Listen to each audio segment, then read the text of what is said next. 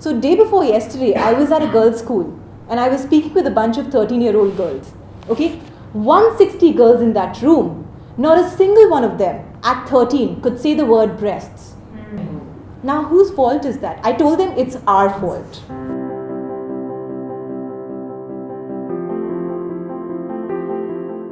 I just want to know, when we have told our children that nobody is supposed to touch your private body parts, what are these private body parts?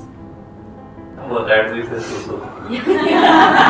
For what do we say susu? Like my penis we say. Okay. We generally say susu or we generally say tushi. I mean, we generally don't use the exact words because we think it is our kid is probably too young, or what would she think about it. The child knows I do not talk about these body parts as freely as I talk about all the others. And so you've done two things by not giving them the correct names. One, you have passed on the shame that the culture already gives to sexuality because you are scared of using these words. Okay? The second thing you've done is you've created a disconnect because the child can come and tell you when the stomach aches. But as the child grows up and internalizes more of this shame, if abuse happens, the child will not know how to tell you.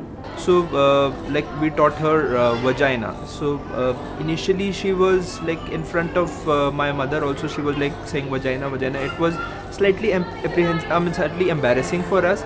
But the kids have curiosity about something only for 1 or 2 days. After 2 days, that thing died down. But she doesn't call it susu anymore. And if anything untoward happens, she would not feel shy or feel taken aback to tell us about it.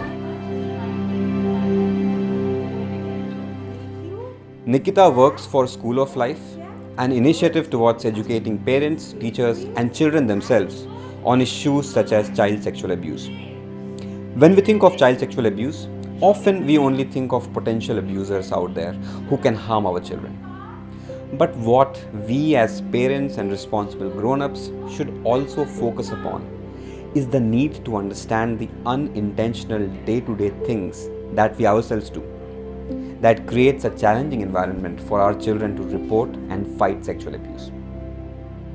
In all settings, there are people who can find the opportunity to abuse. For instance, there's a person that's coming to your house and who's demanding a kiss on the cheek when the child does not want it.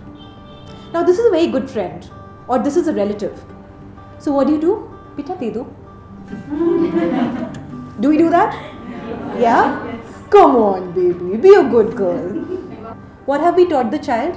When there is an adult who's close to you, who's, generally nice and trusted in the family, you can do what they want.